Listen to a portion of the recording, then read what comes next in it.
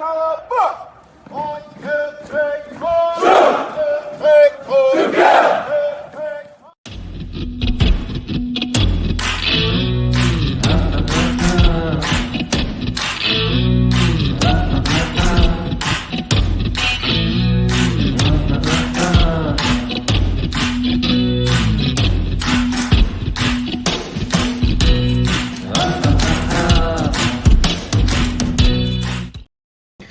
And welcome to another edition of the True Patriot Outfitters podcast. It's me, your host, Gene. How is everybody doing?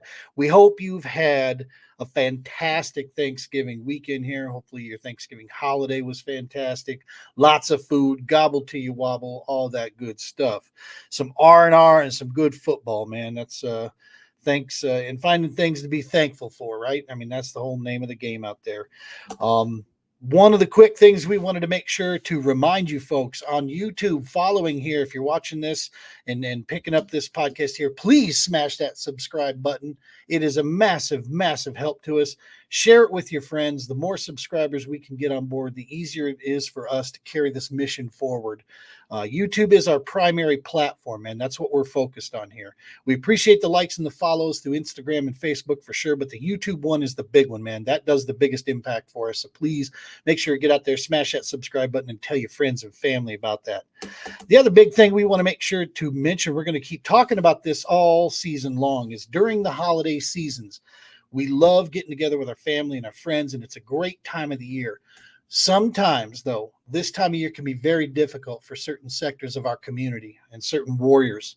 It can sometimes bring up some feelings and sometimes be a little bit heavy. So if you know of an active military member, a veteran, a first responder, family member, reach out to them. Go out to lunch or just drop them a text, something.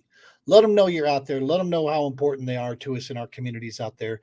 I promise you, folks, just a little sign of connection like that goes a long, long way.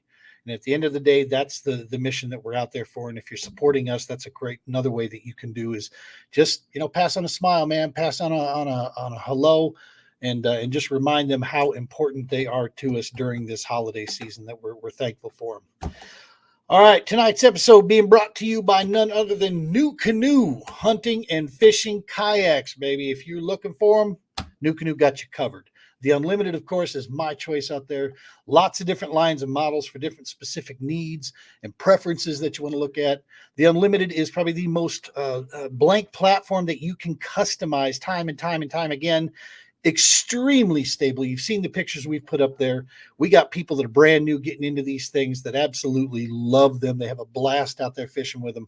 Check them out. Check your dealer in the Rocky Mountain area. We have Rocky Mountain Fishing Kayaks. They take care of them. If you're outside of the Colorado area, I highly recommend any dealer that picks them up. Also, Eco Fishing Shop, man. They'll take care of you. They carry New Canoe and a lot of brands as well. So check those guys out there. All right, we've paid the bills. We've passed on the message here. Our guest tonight is none other than one of the 3 qualified anglers for the state of Colorado that will be going to the Bassmaster National Championship at 10 Killer. This young man here is a flat-out stick.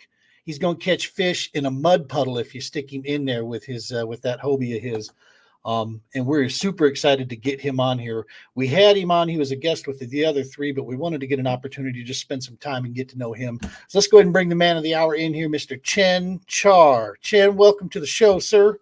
Hey, how's it going? Always a pleasure. Thanks awesome. For having me. Absolutely, man. It is our job to keep covering you guys that are making noise out there, man. And you have certainly done that. You got yourself a reputation in the state here. And now you're taking it to a national stage, man. That's got to be exciting coming up. Oh, yeah, that's very exciting. It's my first time national stage. So I'm just hoping that I don't, hopefully I can keep up with the big dogs.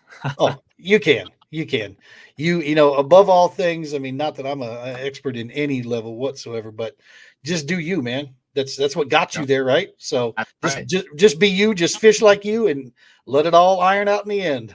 Oh, yeah, I can't emphasize that enough, man. I think that's the biggest thing. I think, especially me early on, I kept thinking, man, what are these guys doing, man? How do you be great? I think it's just when it comes to fishing, man, you just got to do you, man. Got to do. You're absolutely right.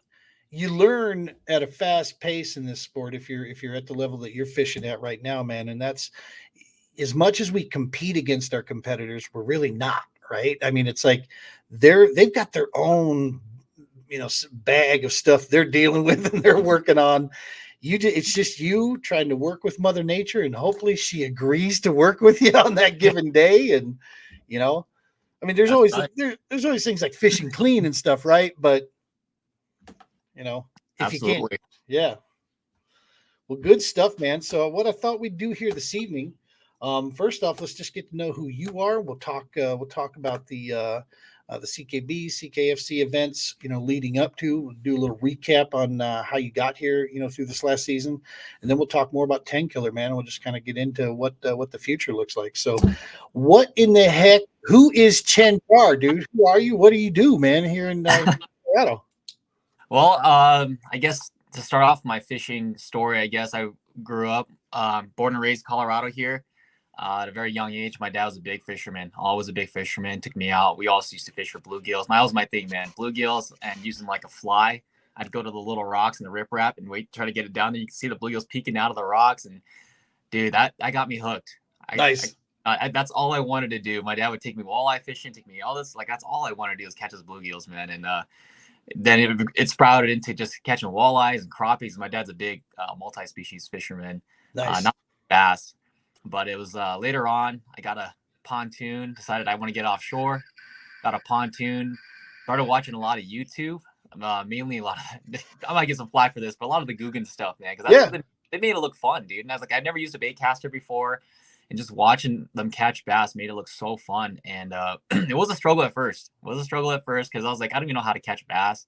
I don't know the first thing. I used to just throw spinners all day, some root tails, and finally got into it more, started learning how to use a bait caster, learning different stuff about bass fishing and watching, professionals fish and see what they're doing. And then after the pontoon, I had a motor on there, whatnot, decided to jump into kayak. And around then is when I decided to jump into tournament fishing. That was 2021. Nice. So then from there, man, it's just like, I thought I had a whole life before that. But as soon as I got to tournament kayak fishing, dude, that opened up like a whole different world, right? Man.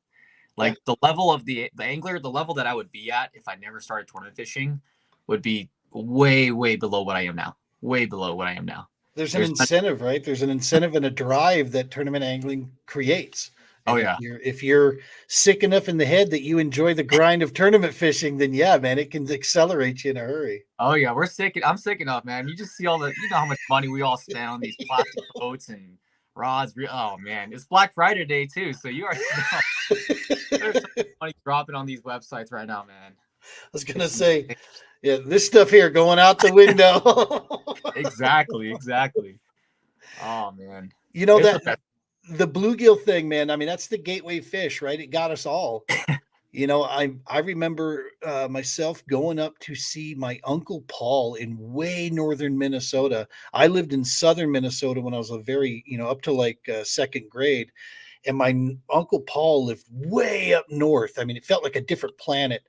Mm-hmm. And dude, I'm telling you, you could take your fishing pole with a little bobber and throw a bottle cap out there and the bluegill would ignite, man. They would just tear it up like piranha.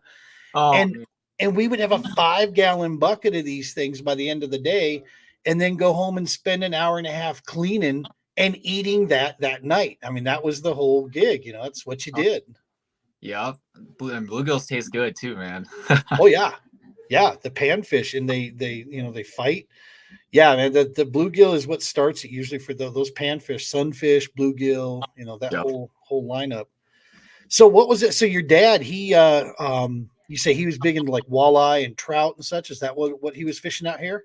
Yeah, it was more walleye and crappie. I mean, crappie can be a little bit out here in Colorado, but you sometimes run into them. Good years, you have good years and bad years, obviously, because I think the bigger ones get taken out, and the smaller ones that get they'll I guess they'll put more into the lakes and stuff. And they'll get bigger and whatnot.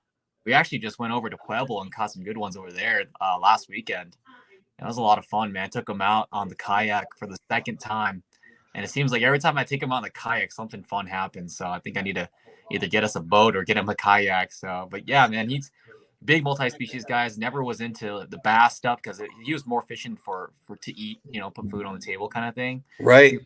Loves to eat fish, but after he caught a few bass, I think he's getting hooked into just like how they fight and what kind of things they'll eat. They'll eat on the top of the water. They'll eat things crawling on the bottom.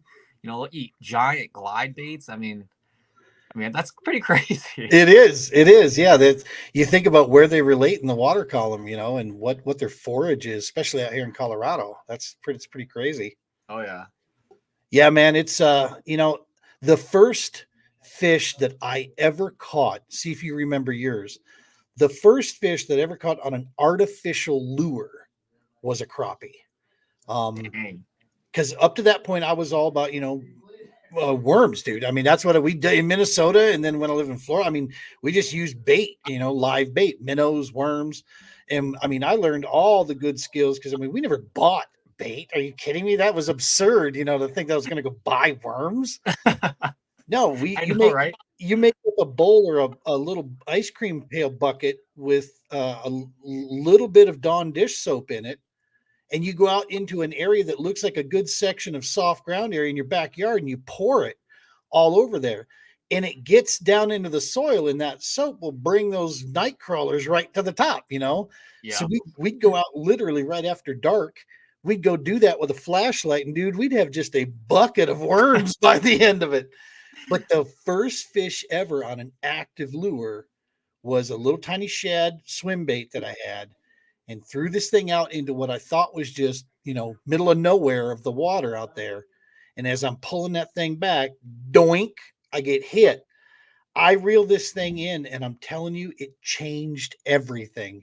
The obsession I had with, I was actively looking and hunting for a fish and caught it with this. Are you kidding me? Yeah, it changed it all, right? Man. It's like the first you catch a fish, that's when you're born, right? It's like, right. This is what life is. This is it right here, Yeah. Well, so your first tournament started with the first tournament fishing you've ever gotten into was in kayaks. Is that correct? Correct. Nice. And that was right here with the CKFC. I take it. Correct. That was with CKFC, and that was a Pueblo tournament, first tournament of the year. Nice. Oh man, that was terrible. I blanked. Practice. I caught one, and then I blanked, and I did 2 days of pre-fish, and we had that crazy. It was like snowing. It came in with an overcast. It was snowing, and then on like end of the day, it was sunny, and it's like, oh, that was brutal. But I learned a lot. I definitely learned a lot. It definitely humbles you. It will humble you. If you don't drink before you start tournament fishing, you'll probably end up after. Yeah. It is one of these. So I've competed through and coached sports my whole life. I mean, at least 18 years of it I coached. I've been a hockey goaltender, boxed for a small stint when I was in high school and played football. And I've never encountered a sport that has a mental beating that this sport right here puts on you. Because I mean, you can spend all this time with the best game plan in the world, and then all it takes is one shift of wind, to completely throw everything on its head. Exactly. And it's like, what the heck? I know. I mean, I think there's so many things that fishermen, professional or even competition fishermen, will experience that athletes usually don't. Waking up at 4 a.m. to fish, first light. I mean, you could have the best gear, the best rods, everything, right? And you could go out there, you have the best spots, best pre-fish, and go out there and lose, right? The sport, you're going to lose more times than you're going to win. A whole lot more. I don't know anybody in this sport that's won more times than they lost, and if they have, then they haven't been fishing enough. Exactly. Not for any amount of time. Yeah.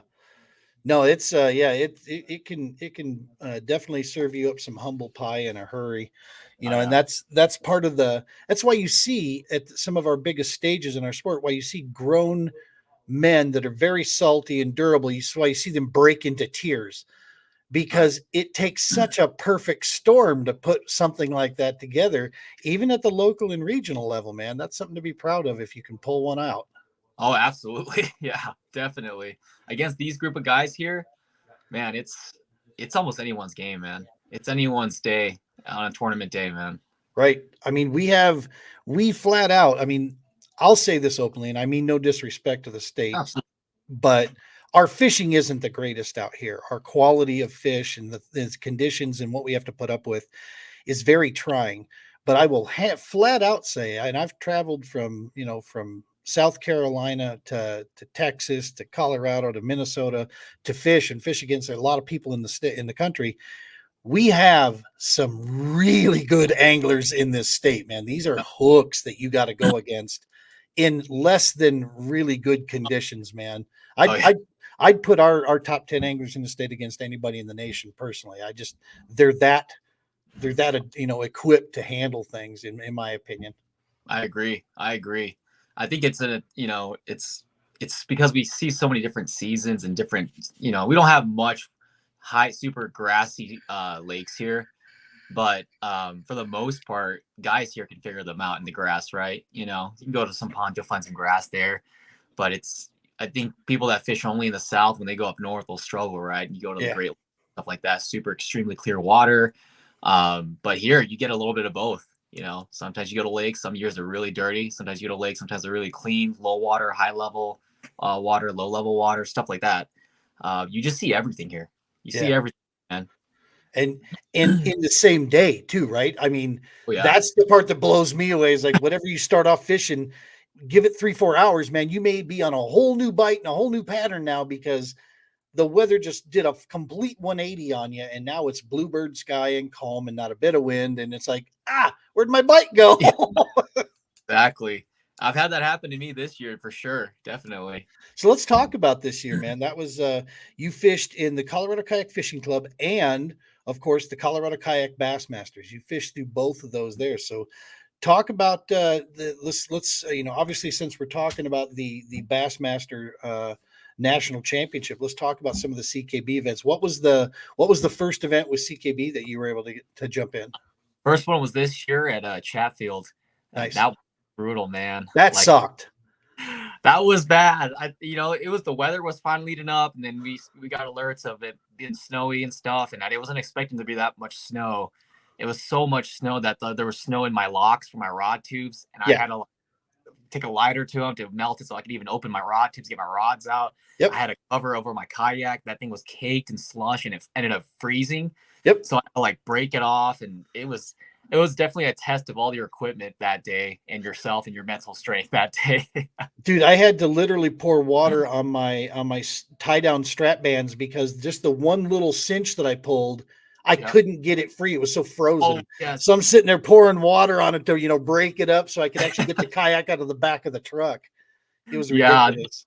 I remember that happened to me too. Those cam jams or the straps, they seized up and you can't press them and release them. They just I actually ended up having to cut one of mine because I was like, you know what? I don't have time for this, right?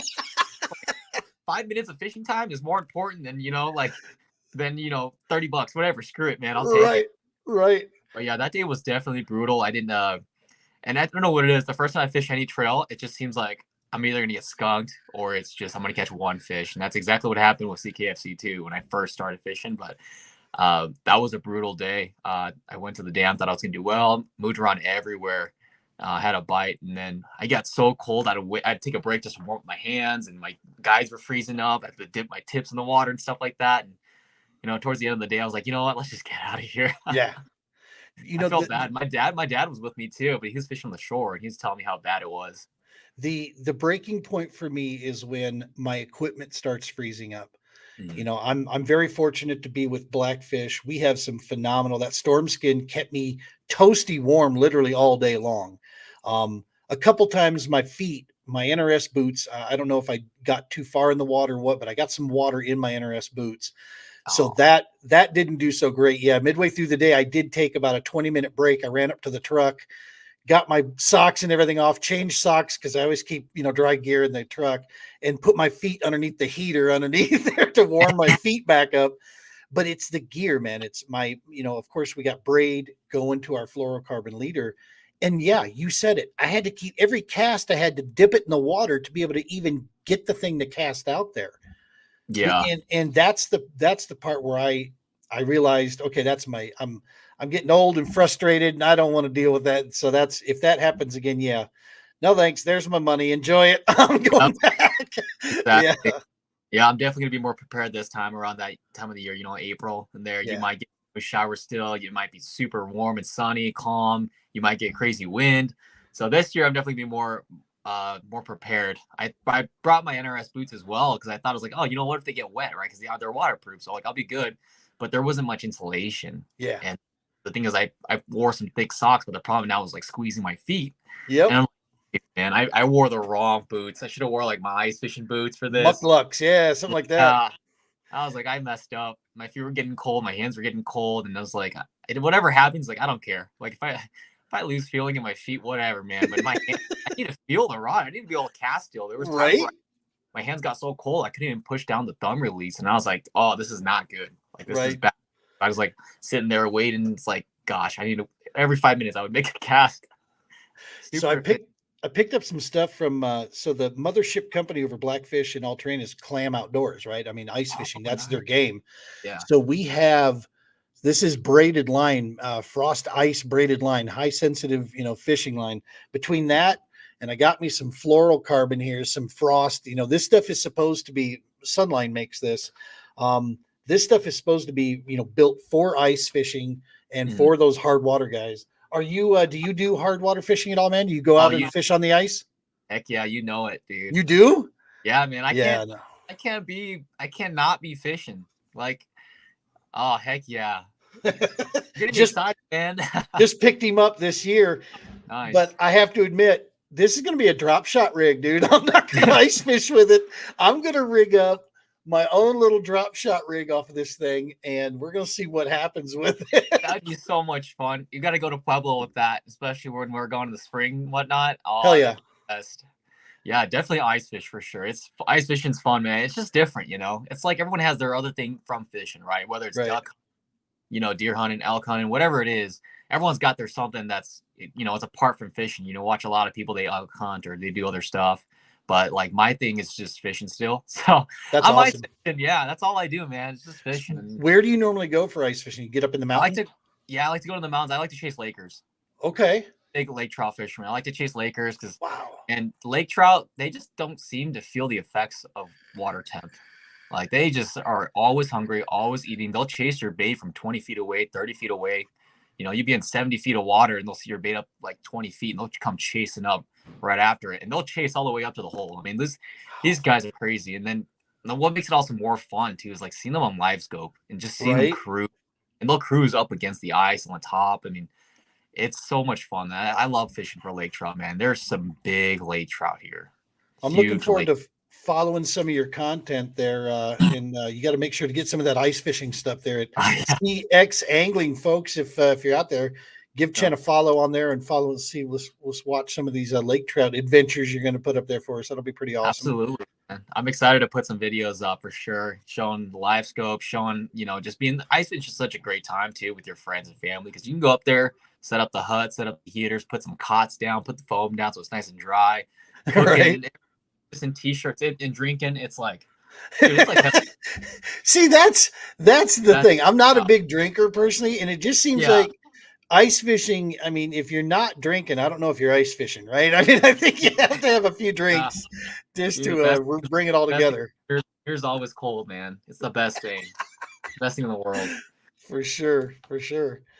Good stuff, man. That's pretty exciting. So Chatfield, that was a brutal one. What was the next event? Did you get in all of the CKB events? I did not. The one I didn't make it to was the Sebelius, Keith Sebelius one. Same here. Yeah. I couldn't make that one either. Yeah, that one I tried to, but it was just like, I don't have enough PTO. And then also it's like, dang, I gotta buy another license and another register my boat too over there. And it's, darn it, I don't really have the time during that time. So definitely this year though, for sure I'll make a trip out there. Well, I remember you and I chatting quite a bit when we went to Red Willow. That was those back-to-back days. That was an adventure for sure.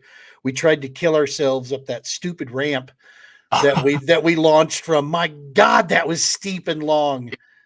Yeah, oh man, that's the worst part of the day is if going up that, man. Yeah, because I'm a fat old guy, all right? I know I need to shed some pounds and get in better shape. There's no question about it, and I'm going to work on that this winter. But the only thing, I'll be honest with you, I tell the story all the time. The part that I took a little bit of, okay, well, I don't feel so bad about myself, is watching you haul up your kayak, and then I had to, well, his kayak weighs about as much as he does. So yeah, he had to take a break, somewhere in there. But dude, even Trev, when he was coming up with his, he had to stop about, and I was like, because I was feeling bad that I had to stop about halfway to get my new grip and kind of get a breath real quick. But dude, that ramp was ridiculously, steeped, man. It was that was a rough one there at Willow Creek. Yeah, that one's no joke, man. Yeah, and then we had to help each other try to get our things underneath the stupid cable there. Yep. It's like, put the cable at the bottom. Let us back down, man. Come on. Be nice. I mean, that'd be nice if they at least let us go down, right? And launch down there. I mean, we obviously can't launch because right where the water was, it was pretty much done. That ramp was at the end of its real estate pretty much. And that's where the rock started. So, I mean, for the most part, I think most people would have seen that or not. But at least let us go down with the trucks, man. Save us that walk, please. Exactly. Yeah, that was brutal on that one. But yeah, that was how'd you do day 1, day 2 there at Red Willow? Day 1, it did not pan out for me. I pre-fished 2 days, I believe, and I didn't catch when I had one on, it came off. And after that, I like I said, I thought I was gonna go to every tree, flip it, and catch a 5-pounder, man. That's what that looks like. And that's the kind of stuff you hear. Just the fish that come out of that light is insane. But that wasn't the case for me. Struggled those 2 days of pre-fish and didn't have a game plan for Saturday, and then just basically kept covering water. And that lake probably taught me more than any other lake this year, because it just taught me that you just got to stick to what you're doing. Yeah, man. It's not like there's a secret lure or a secret super secret thing that someone's doing. It's just, dude, if you run into them, you run into them. And if you're doing the right thing, obviously if you're close enough to what they're eating, they'll take it. I threw a brush hog, which I never throw. Like, I don't know why. It's such a popular thing, but I look at it and I'm like, it's not like enticing enough for me to want to throw it. But I was just throwing it and just stayed consistent. I was flipping, and just ran across 2 good fish. Got one in some crazy brush, and it got hung up. And I was like, all right, just let it, give it a little bit of slack, and it'll find its way out. And never found its way out. And it's like, oh, it's a bummer. But yeah, that's tough stuff. Yeah. That one, yeah, because I did the same thing. Practice, I saw pretty much what I wanted to see in practice in the pre-fish. And then day 1, went out to a couple areas there, and it just never came together. I want to say I got like 2-3 fish. That was about it. And it just never, I felt like all day long I was chasing. Like I'd never really unraveled something. But then got a good tip on a guy that wasn't going to be able to make it for the second day there, as far as, that he found some fish, and the word was, grass, basically. And it's like, okay, well, I marked a lot of grass in pre-fish, so I'm going to go start those. So I hit first location I hit, got one on a buzz bait. I'm like, hey, all right. But then nothing.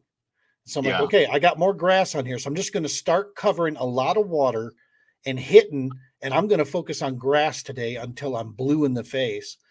And then it just panned out, and I ended up coming in third on day 2. Nice, that one checked out. Trev won that, and Jason, I want to say Jason, I think was second. Yes, because they were neck and neck. And you're like, oh man, here we go again. It's always those 2 guys, man. It's 2 guys. It is. Well, Jason and I were right next to each other, because I was in first place for a long time, and then Jason uploaded a couple more fish, took over first place, so he and I were first and second. Trev was kind of sandbagging or doing whatever he's doing. He hadn't loaded anything yet. As soon as I saw him come back and he had that look on his face, I'm like, he got fish, man. He's gonna load up. I better get used to third place now. Oh yeah, when you get back to the ramp and you're asking people how they did, and you're like, when they're like, oh, I'm not too bad. And it's like, come on, man. I know you got a bag. You got a good bag, don't you? Yeah. Well, Trev, he'll tell you, but I can just usually tell by the look on his face. It's like, if he has that face, like, get me the hell out of here, man. It's like, okay, he didn't have a great day. All right. At least know. But it's that face. He's like, man, I'm not even going to the award ceremony. Yeah. Like, I'll see you guys in the next tournament. But I've never seen that face where he's like, all right, man, let's load up and let's get to the award ceremony. Yeah, it's like, damn. All right, that's the face of someone that just caught a nice bag, and they don't know, they might have the winning bag right there. Yeah, no, for sure. You're right though, man. That place will teach you a lot, because I'm so thankful CKB goes over there to Nebraska, because it's very different water than what we have here. Yes. And yet it in its own lake, I mean, there's so many different ways to catch fish there, right? I mean, and so, yeah, you have to just learn how to, some days you got to cover water. If you land on them, don't move. Just stick there with them and work them until that, all the meat's picked off that bone. Then you can move on, and do what you need to do. But absolutely, places like that will grow you exponentially as an angler. I mean, I won't lie, man. When I'm fishing at like Pueblo, you could pretty much go to any spot and you'll find smallmouth, right? You'll find fish, right? And you might even run to the big ones. Just depends on the day and the time and, where they want to be that year, right? But Red Willow will teach you how to be, consistent, and it'll teach you how to just keep doing what you're doing and not give up. Even though you're not bites every single second like Pueblo or something, a bag at Red Willow goes a long way. Dude. Having 5 fish, I think it's all the 3 days that I fish with, CKB and the day with CKFC, a limit goes such a long way there. Yeah. Oh yeah. Well, and every cast, every hook set that you put out there, there's a shot at a 5-6 pounder, man. I mean, they're in that water. There's plenty of them. And yeah, you can drop a 20, 22 inch bass out of there at any given time, in any location. So that's the part that always keeps me going back. It's next hook set. That's all I'm waiting on. Never know. I mean, I think what was it? CKFC this year. My first cast was my PB, or my first fish was my PB early in the morning. The 4 pounds, 10 ounces or something like that. Obviously not the biggest fish, not a 5 pounder or plus, but to me that was big. All right. Oh yeah. Hell yeah. Colorado, you don't see too many of those. I know there's places here and everyone's got a secret spot for them and whatnot, but where I go, usually I just go to fish for fun and to learn more so what they're doing and figuring out stuff and learning stuff about myself. But that was crazy during a tournament, and it was on a buzzbait too, obviously. Well, and tell me if you agree with this, because and I've always felt this way to a great degree, and that is, it's cool seeing guys go to these like you said, secret ponds or secret places and catch these big monster fish. That's awesome. Yeah. But I'm not impressed with it. Go to a public water, man. Go to a public water and smash something. Oh, now you got my attention. Now I'm gonna give you a golf clap. It's like, okay, now we're talking here.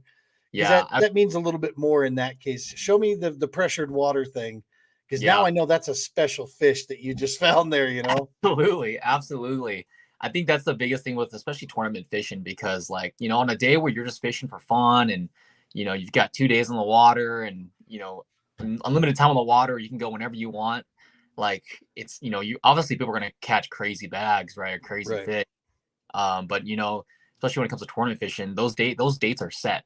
That weather is set, and you're fishing against other people who might take your fish, who might be in the same area as you, who might have been pre-fishing. You got extra pressure there now. That's when I see, okay, these anglers know what the hell they're doing. And these guys, these guys are hammers. So what was the next event after Red Willow? Where did we go after that? Was there wasn't one after that, was there? Until I think there was a break there. There was a break there in August. So it was Chatfield and then Red Willow. Yeah. Let's take a look. I think it was Chatfield, Red Willow. Then we had Pueblo too. Pueblo's right after after Chatfield. That's right, Pueblo. We went down there. Yeah. Yeah, that was it was a good time for me to go back there. Obviously, there was fish everywhere. The only issue was I couldn't get the bigger fish, right? And there are certain areas and certain times of the day where obviously the bigger fish are. And I've learned that this season that I catch the majority of my bigger fish in that early morning, like first like 7:30 a.m. And after that, I can catch fish all day at Pueblo, but they'll be 15s, 14s, 15s, 14s. Right. And I think when I launched, I messed up because I had 2 spots in mind. And obviously I'm launching I launched the North Marina Shore, which is a very popular launch too. Yep. I got beat to the first spot. I was going to since I got beat to the first spot, I was trying to make my way to the second spot, and I got beat to the second spot. So then I'm like, all right, let me just find a spot and just start fishing. All right, let me wait. I'll just fish here, and then you couldn't come up with anything. And that whole day, it was just kind of like that. And the thing that sucks is I shouldn't bank on just those 2 spots, right? Yeah. I have different ideas, and I should have figured out what I was going to do in the middle of the day, at the beginning of the day, at the end of the day. And I just didn't put things together. I was still rusty from Chatfield because I had nothing in Chatfield. Wasn't in my group. PTSD from that. Yeah. Freezing. Yeah. No, and that's one of the things that this state will teach you too, especially in the kayak game, is something that took me a lot of years to learn in the boat deal, is that I stopped banking big time on spots. Because what I had learned was what you encountered. It's too easy. It has nothing to do with me. It's too easy for somebody else to get that very same idea of the same spot. So in that event, if my spot's taken, what I'm pre-fishing for is I'm trying to learn areas, right? I want to really fish in areas so that I have other options available to me and can try to figure out what are they doing right now? What are the fish? What pattern are they in? Because on tournament morning, it could be completely different than what I saw. But if I have an idea that, no, man, they're coming up Main Lake Points is going to be their game somewhere. You might have to move to a bunch of Main Lake Points, but they're going to be there somewhere. You just got to find the right one. And so, yeah, but in Colorado really forces you to, just because even Pueblo, which is probably our best fishery in the state, right? I agree. Even there, especially north, that's been all my experience has been up the few times I've been to Pueblo. There's only so many spots, right? And there's a lot of anglers out there. So, you gotta really, get creative with that stuff. So no, I feel you, man, on that whole piece. Yeah. So then we moved to Red Willow, and then I think it was Norton after that, and then Horsetooth, the big one there. Oh, yeah. I don't know if you follow any of the stuff with the TPO online, man, but we just had a last minute. It came together. We went up to Horsetooth. I don't target trout. Okay. That's not my game. I freaking hate trout. If the language would be better, I'd release some video of those guys recording when I'm catching and cussing these fish the whole time I'm getting them. But when they're 19, 20 and a half rainbows, dude, that was insane, the amount of big rainbow trout that the three of us caught that day. I've never seen the tooth produce like this. It was nuts how many of those big fish we caught. I never thought that Horsetooth had big trout like that. That's crazy. Oh my goodness. Yeah, you can see the pictures, and I'm going to be posting up some more sets of pictures of these things. Yeah. One of the guys that we went with there, he's that helped coordinate this so we could take this Army vet out, is my nephew.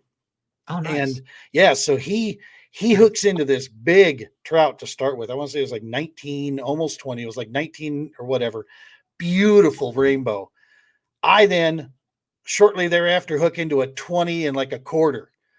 Like doink. I get this thing is like 20, maybe 20 and a quarter, somewhere in there. Shortly thereafter, he goes and smashes a 20 and a half. And I'm like, good God. And then we just caught a slew of 19s after that. It's just in varying sizes. It was nuts. But anyway, back to our tournament there. We get up there. That was a tough one, man. Horsetooth was not playing nice for bass anglers. It was not. I didn't have any pre-fish for that tournament either, because I figured, you know what? I don't know. You should always pre-fish, but I had this thing where it's like, it's Horsetooth. Like, I'm eventually going to find them somewhere. Like, if they're not on this point, they'll be on this point. If they're on this point, they'll be on a transition. If they're on transition, they'll just be out in the flat, or they'll be out super deep in like 50 feet of water or something. So I was like, that's enough for me to just not have to go pre-fish, because I was like, do I really need to go waste a day to pre-fish, right? And you always should have. If I could have, I would have, right? I go 3 days in advance, whatever. But I've obviously went to one spot. It was not what it panned out to be. There was fish there. I could see them on live scope. I could see them on down scan. There were fish there, but I don't know if they had so much pressure. They don't want to bite. The ones I did catch were like 8 inches, 10 inches. And in CKB, they have to be minimum of 12 inches to submit. So until about 8 a.m., 9 a.m., I didn't have a keeper. So I decided to look at that spot, and I was so hunkered on that spot. And this is where the decisions make a big difference, right? Because I always know, like, in the first 2 years, I always moved around a ton. Like, I was also like, all right, fish aren't here, I'm going. I'm out. And I remember talking to Jason, because I respect Jason so much as an angler. He's an amazing angler. And he's like, maybe you just need to slow down, man. Just slow down and really dissect the area and figure out what they're doing, versus always trying to find the next biggest fish, right? Go to the next best spot. And that helped me a lot of times. And there's that certain point where you have to take the advice, but not all of it, right? And not all of that exact thing. You got to put your own mix to it. And at that point, I was like, all right, you know what? I'm going to make my own decision right now and just say, hey, this spot was good. And it's, I caught fish here, but they're just not the right fish. And I need a keeper, at least need a keeper now. I need to figure something else out because these fish are not playing nice. And the nice thing about that spot is that fish come in and out, right? So they'll come up there, feed, and turn back around and go to deeper water. Unfortunately, the fish that were coming in weren't aggressive. They weren't big. And at that point, I had to make a decision to go out and fish transitions. The first transition I went to, there wasn't many fish. There was like 2 fish on live scope at least. And maybe there was more, but at least from what I saw, there wasn't many, and managed to catch both of them. And they were good keepers. And then nothing else there, decided to make just a long run into where everybody was fishing, right? Like everyone, when you launch, I launched on the north side. When you launch, it's like a race to every point. Right. At every right. point, you're going to see somebody. I guarantee you'll see somebody at every single point. And it's like, I'm not trying to budge in there or anything, but I was like, all right, well, I know I'm not going to be fishing the point, but I want to at least check it out and see if there's fish there. And there were fish there. So I was like, all right, well, let me go fish some more transitions because obviously that was what was working, right? They were on the transition. So, all right, let me go find more transitions. Everyone's always like, oh, let me find this point. And found one transition. There was a group of like 6 or 7 smallies. And these smallies were aggressive. Like you threw the drop shot down there and they were just right after it and already eating it. You didn't have to play them at all. Wow. Did have to switch through a lot of plastics though, man. And I will give a little bit of juice, but dude, a lot of them accents and a bunch of colors, natural colors, through a lot of robo worms in 2 or 3 different colors like pink and green, the green with red flake and the prism shad, right? So I'll give that juice. But they were just so picky though. They were still picky about what they saw because everybody throws accents. Yeah. Everybody throws flatworms. I can guarantee you every single person that fishes probably got a flatworm in their tackle box. For sure. Yeah. That's what dominates my drop shot kit. Yes, I'm not, me, I'm not a big finesse guy. I have nowhere near the skill at drop shot like you do. Yeah. So I have a specific kit that is all just drop shots. It's got my hooks, it's got my sinker, it's got all my baits in there. And up to this season, it was just nothing but max sense in there. I've got like nothing but max sense. And I've almost got like a whole pack of them because like, you know how you fish through them? You just go through so many of them. So like, dude, you gotta have these, man, for sure. Like they eat them so fast, but definitely. But even after then, the problem was those 6 or 7 fish. Only 2 of them were keepers, unfortunately, and they would have been great fish for like CKFC because you could submit those ones. But I got 2 more, and that was it. In the school, after you catch a few, they kind of disperse and they kind of follow along with other fish and stuff. So, about I think it was like 1 p.m. I decided to go back to the first point that I started at and just check it out. There's nothing there. And I went basically almost to the ramp. There's a little bay there, basically almost to the ramp. And I saw 1 fish on live scope. There was about 10 minutes left. And I was like, honestly, at this point, I didn't even look at the leaderboards at all. So I had no idea like where I was, where everyone else was. And even if I wasn't up there or I didn't see much up there, I thought everybody was sandbagging. Right. We'll do that a lot there. And the service is so bad there too, And so I was like, whatever, like I'm just going to catch 1 more fish. It's the last one of the year. I want to finish on a good note. Let me at least get a limit. Caught that fish and just like, I think it was 11 inch or something. I was like, all right. Or sorry, it was like 12 and a half or something like that. Right. So all right, threw that away, get to the ramp, start talking to people. And everyone's like, oh no, I don't have a limit. I only have 2 fish. I don't have a fish. And I'm just like, well, someone's got to have like 60 something plus and 70 plus inches. Like I know the 2 top guys, I already saw Matt have them, right? So I was like, all right, I'm obviously not first or second, and obviously someone's gonna beat me. Like I already know there's no way I'm place with 66 or 76 inches, whatever it is, 67. Especially that field. This is the state championship. This is the top anglers of CKB. Yeah, that was a stacked field. You got the Ali's, you got Jason, you got Matt Arledge, you got Matt Flanagan, you got all these hammers, and I'm just like, someone's caught him, man. I can guarantee if Strawberries is there, it's like someone's caught these fish. And then we get back, and I'm not thinking of it. I just want to have a good time with everyone. So I'm at their award ceremony. I'm glad I went. And yeah. I was almost not gonna go because I'm like, dude, I'm not even gonna be up there. What's the point of me going? But I love going because I love talking to everybody, and I love everybody. Like those are probably some of my favorite parts. Even though if I don't place or I don't do well, I just love talking to people. Everyone's so fun to be around and so cool just to talk fishing, man. Yeah. So we start going off the leaderboards, and it's like 10th place is like 1 fish or 2 fish, right? And I'm like, okay, whatever, like 10th place. They start going into like 4th, 5th, and I'm like, holy, are you serious right now? Like, there's no way. And then they go 5th, and I'm just like, wait, 5th is only like 3 fish? I'm like, no way. If they don't say my name next, I'm gonna freak out. And I think they called Paul Roth, I think, is who it was. And I'm just like, you've got to be freaking kidding me right now. There's no way that I'm qualified with 67 inches, dude. Yeah. There's no way. And it's like, that made me realize like the true never give up mentality. 100%. Like anything can happen on the water. And that's what makes fishing so much fun. And it's just so unexpected.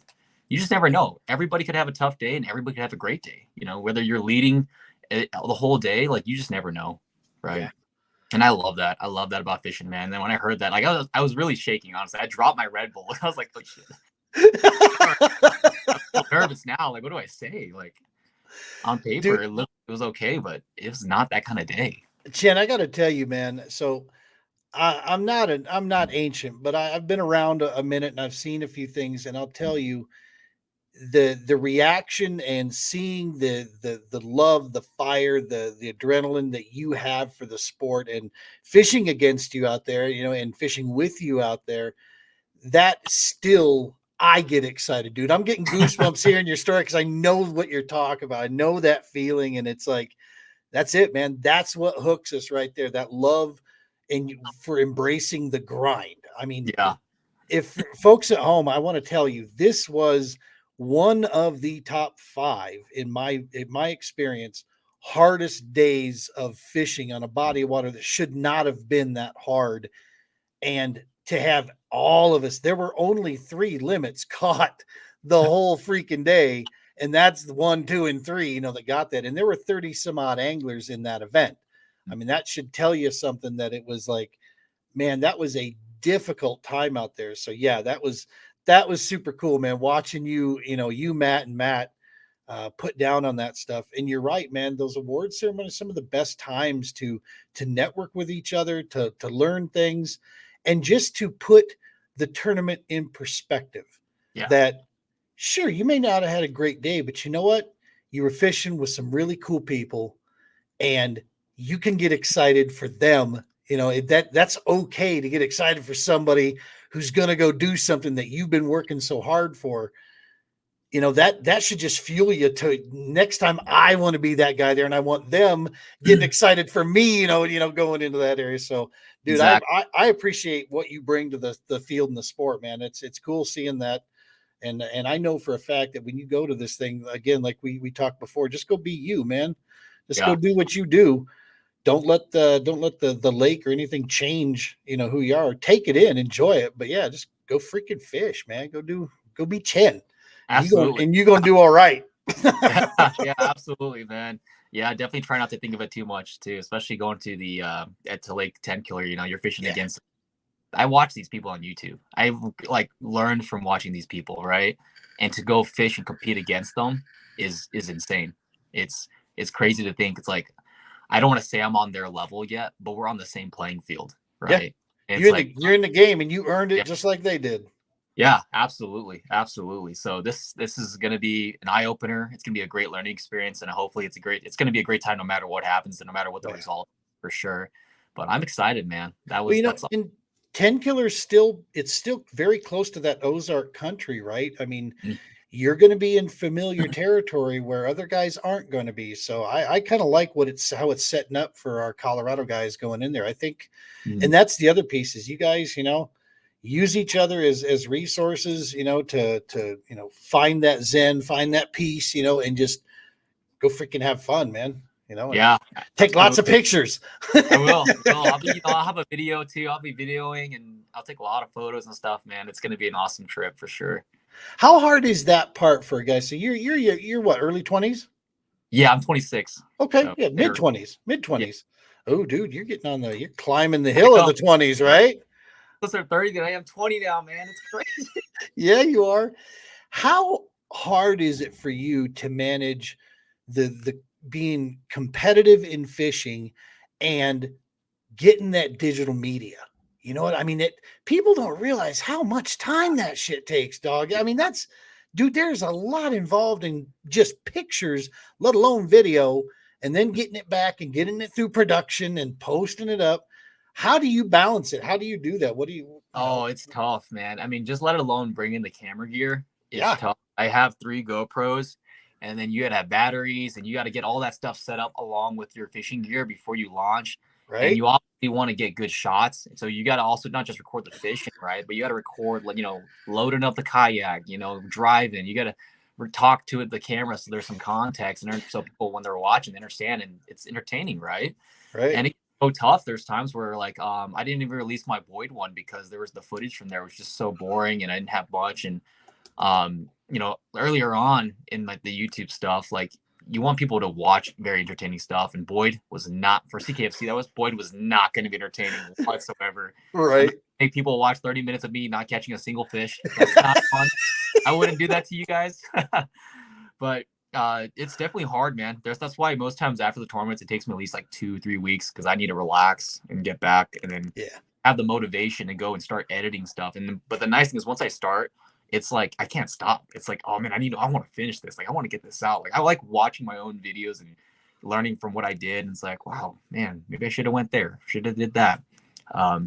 It's more fun when you catch fish too, because it's like you're reliving the moment. That's, I think, the biggest thing for me, because I'm big on Instagram, but it was before YouTube. I was big on Instagram, and I liked watching what I was doing. And just some of those fish were so exciting. And I remember the feeling that I had when I figured something.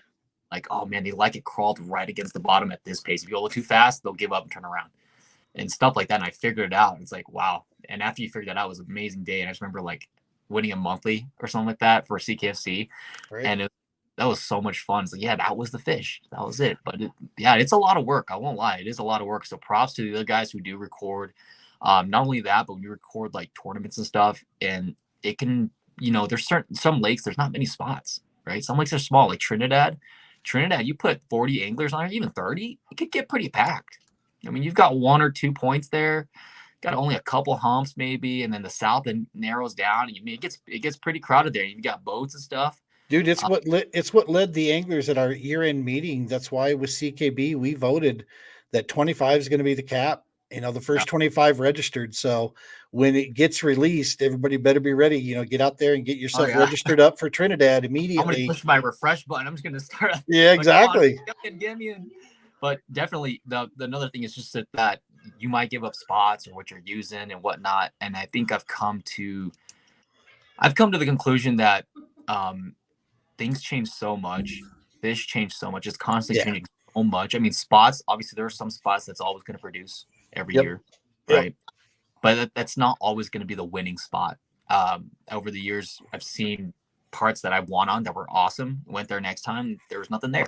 And if there were different times of year, same times of the year, there was nothing there, or there was a lot of fish there, but they just weren't biting. So it's not always going to be like, oh, he caught it on this lure at this spot. I'm going to go there the next tournament and I'm going to just hammer him like Chenchar did or whoever did, right? Yeah. And like, I think a lot of people understand that too. That's why, like, there are some secrets. Like, every fisherman's got his secrets, but a lot of times, it's like, well, we'll just figure it out. The fish are always moving. They're always changing, depending on the time of year. But that part, it's like, I kind of had to think about that too. Like, do I want to release where I'm fishing or what I'm fishing and how I'm fishing, and how I'm catching them? And it's like, after I thought about it, and I know there's, a lot of the club members watch my videos too. It didn't affect much of what I was doing. Right. It didn't affect too much, to be honest with you. And that's, it's a fine balancing act. You're right. And the beauty is the fact that you're releasing like 2 weeks later, there's an advantage to that. Brian Latimer, I follow him quite a bit. He's very entertaining, has a lot of good juice that he drops. And he mentioned, he had a post that came up about this very thing, which was, there was this big push early on, well, not early on, but recently, about live footage and how important that was to have live, that we forgot about the art of production in that sometimes having a quality video put together with some cool production, some music, some titling, some context, that can actually be a better product to watch, and it's kind of like the whole MLF. They don't go live with a lot of their big stuff. It comes out a few months later, but when you watch it, you can watch a full 3, 4, 5-day event inside of 2 hours. You get a chance to see it, and it's got cutscenes, and they keep the action flowing. There's a reason why those things continue to do well on TV. It's because it's a production that's been put together. So yeah, there's some art form to that, man, and that helps you, keep some of the spots down that are pretty well beat on here in the state. But yeah, there's a lot of it. For sure. Well, listen, man, I am super stoked for you heading out to you, Matt, you and Matt Cube there, or Matt Squared. Yeah, Squared. You and Matt Squared heading off to 10 Killer, man. This is going to be an exciting time. We're going to try to do our best to actually get down there. I don't know if I'll make during competition time on the kayak side, but I'll probably be there the final day. And then hopefully try to be there for the classic, because I just want to go, tour the classic, talk to some people in the industry, and do that sort of thing. So I'm hoping maybe I get a chance to catch you guys, when you're heading down there. That'd be awesome. Yeah, that would be a ton of fun for sure. And I'm excited and super stoked the fact that it's you guys going around. I like Colorado's chances, man. I think you guys are going to do well there. Yeah, I definitely think too, especially with our I think all three of us fish a little bit differently too. I think that'll be good. And not only that, like the lower part of 10 Killer sets up very much like a lot of Colorado lakes. Yeah. So who knows? I mean, I might go fish some dirty water up the northern part. Who knows? You never know. But I think I like our chances there. And I like what we're going to bring to the table in terms of competition, to be honest. That's the thing. Go compete, man. That's all it is. Yeah. See what the dice have in store for you. I mean, Ron, I love fishing, but I also love winning, dude. That's right. I can go fish and not compete. That's fishing, right? But, we compete for a reason, right? We want to win. So. Hell yeah. Oh, yeah. Well, listen, we're going to go ahead and let you go here, brother. And I'm looking forward to having you guys back on the closer we get towards the national championship. I'll have you come back here and we'll talk. We'll see how the winter time went for you. Hopefully we'll be talking about some killer ice fishing videos that you're putting up there for us. Just know while you're out there doing that, I'll have my fuzzy bunny slippers on and some hot cocoa doing map study. That's all I'm going to be doing during the winter time. I avoid that hard water situation. Oh yeah. I don't blame you though. Yeah. I'm personally not a fan on it, but if there's anything, dude, that we can do for you guys there, folks, make sure you get out and give CX Angling a follow on Instagram, Facebook, and YouTube. Go subscribe, check them out there, jump on the socials there, and tag along here. This is going to be super, super cool. We got great content, but then also the fact that follow along and watching the national championship as it unfolds, because that's going to be cool to see your journey through that, brother. Oh yeah, definitely. Thank you. Appreciate the support, man. Of course. Absolutely. All right, folks. As always, the subscribes, the likes, the comments. Chenchar, stay with me here. We're going to roll the exit piece here, and then I'll get with you after this here. Perfect. Folks, we can't do this without you. Your support is huge, and the best support is, like I said, the likes, the follows, the subscribes. That's a massive way to keep the podcast getting messages out there and keeping our mission flowing. And that way we can attract one of those big Nike or, Coca-Cola, Pepsi-Cola sponsors. Just the more audience we can get, man, that's the deal. And that's how you can do your piece to help us out there. We appreciate everybody. Follow along, listening to this deal here. We'll be back on the following Monday. We hope you folks had a great Thanksgiving and have a warm beginning of December. Let's get out there. So tight lines, y'all. Be safe. 1, 2, 3, 4. 1, 2, 3, 4. 1, 2, 3, 4. Together.